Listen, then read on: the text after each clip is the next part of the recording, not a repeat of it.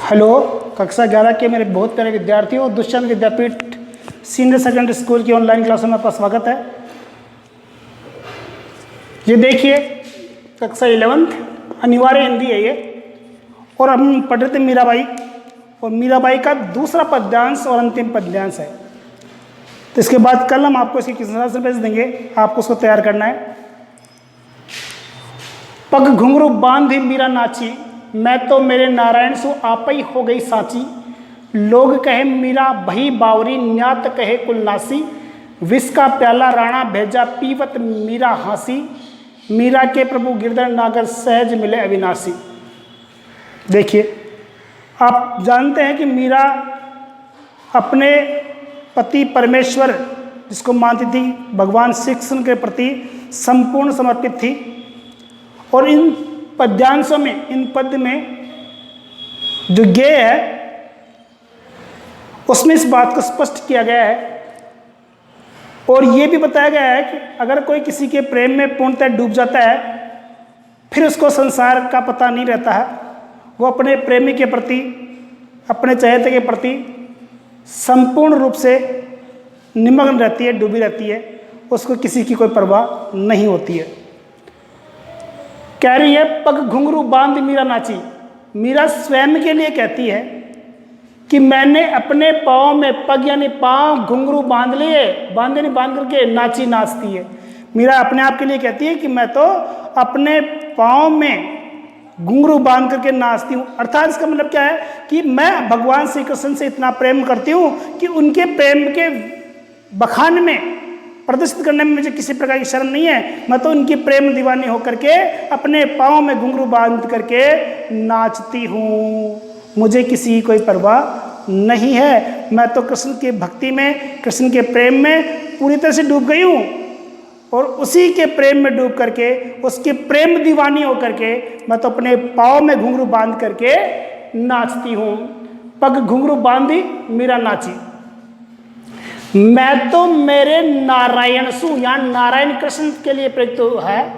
मैं तो मेरे नारायण सु, नारायण से, कृष्ण से, आप ही, अपने आप ही हो गई साची। साची सच्ची भक्ति। मैं तो अपने कृष्ण से सच्ची भक्ति करती हूँ, इसमें किसी प्रकार का कोई भेदभाव या फिर किसी प्रकार का कपट नहीं है। इस पंक्ति को आप इस प्रकार से सकते हैं, आप ही हो गई साची। साची मतलब सच्ची, सच्ची भी होता है, वास्तविक भी होता है, लेकिन ये कह रहा है कि मैं तो अपने नारायण से, भगवान श्री कृष्ण से सच्ची मित्रता, सच्ची भक्ति करने के लिए तैयार हो गई हूँ, या फिर समर्पित हो गई हूँ, मुझे किसी प्रकार का कोई भय नहीं है। मैं तो मेरे नारायण सु, अपने नारायण से, अपने कृष्ण से, आप ही यानी अपने आप ही हो गई साची, यानी सच्चाई रूप से उसके प्रेम में डूब गई। लोग कहे, अब इस प्रकार की भक्ति को देख करके, किस प्रकार की भक्ति को देख करके, क्योंकि वो उसकी भक्ति में साधु संतों के साथ उठना बैठना, घूमना फिरना, तो इस प्रकार की भक्ति को देख करके लोग कहते हैं मीरा भई यानी हो गई, बावरी यानी पागल। लोग कहते हैं इसकी प्रकार की भक्ति को देख करके कि मीरा तो पागल हो गई। मीरा को पागल क्यों कहा गया? क्योंकि मीरा एक राजघराने की बहू थी, और राजघराने के नियमों को तोड़ करके वो तो कृष्ण की भक्ति में लीन हो गई, और साधु सन्यासियों के साथ बैठ करके भक्ति करती थी। तो इस प्रकार के कृत्यों को देख करके उनके परिजनों ने कहा कि ये तो पागल हो गई, इसको तो अपने परिवार वंश का कोई पता नहीं है। तो लोग कहते हैं मीरा भई बावरी, मीरा तो पागल हो गई। न्यात का मतलब होता है रिश्ते नातेदार। क्या? रिश्ते नातेदार।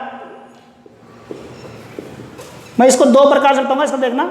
न्यात कहे यानी रिश्तेदार, नातेदार कहते हैं कुल नासी, ये तो कुल का नाश करने वाली है। हमारे जो कुल था, जो राज परिवार था, उस राज परिवार का नाश करने वाली है। ये कौन कहता है? न्यात यानी रिश्ते नातेदार कहते हैं कि ये तो अपने कुल का नाश करने वाली है। इस प्रकार से भी इसका ले सकते हैं, न्यात कहे, यानी न्यात यानी रोजाना, रोजाना कहते हैं लोग बाग, कुल नासी, ये तो कुल का नाश करने वाली है, अपने वंश का नाश करने वाली है। इस प्रकार से मीरा को इनके रिश्ते नातेदारों ने रोजाना ये कहा कि ये तो अपने वंश का जो परंपराएं हैं उनका नाश करने वाली है। विष का प्याला राणा भेजा। अब देखो, जब इसकी पति की मृत्यु हो गई थी तब इसके देवर ने अपनी मान मर्यादा बचाने के लिए विष का प्याला भेजा। ध्यान दें, विष जो शब्द है वो तद्भव शब्द है, जबकि इसका शुद्ध रूप होता है विष, तो ये तद्भव शब्द है और इसका तत्सम रूप क्या है, ये विष।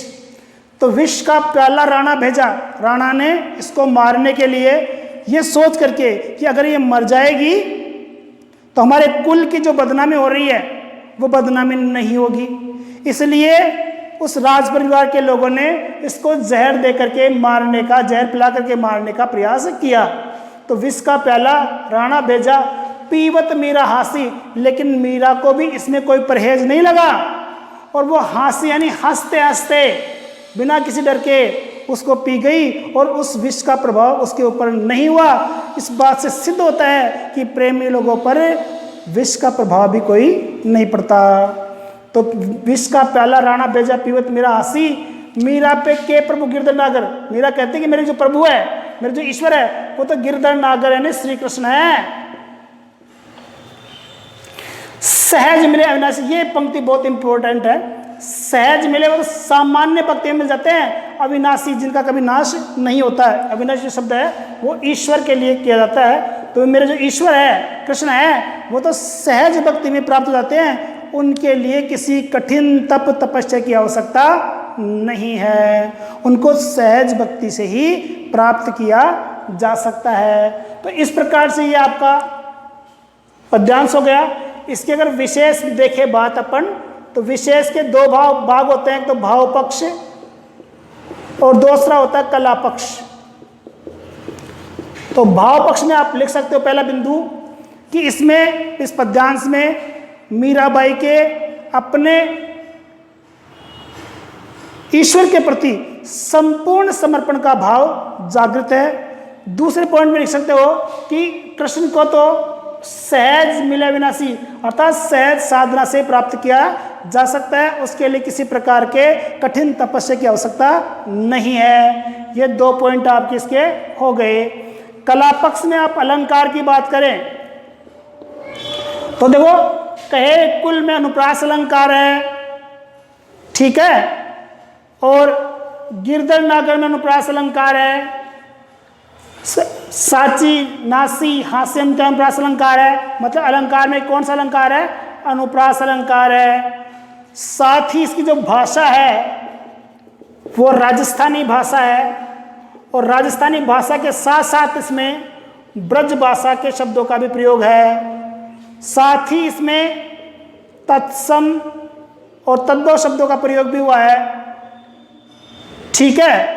अविनाशी जो शब्द है वो भी तद्भव शब्द है, तो यह तत्सम तद्भव शब्दों का इसमें प्रयोग हुआ है। और इसके जो पद है वो गेय है, मतलब गा सकते हैं इनके पदों को, और इनकी भाषा सरल, सहज एवं प्रभावपूर्ण है। तो इस प्रकार से आप इसका ये कला पक्ष भी आप लिख सकते हो। इस प्रकार से आपके मीराबाई कंप्लीट हो गई। कल इसके क्वेश्चन आंसर आपको भेज देंगे। आपके 2 पार्ट कंप्लीट हो गए। इनके लिए मैं अगले वीडियो में आपको डेट दूंगा टेस्ट की, तो आपका ऑनलाइन टेस्ट होगा, उसकी प्रक्रिया क्या होगी मैं आपको बता दूंगा।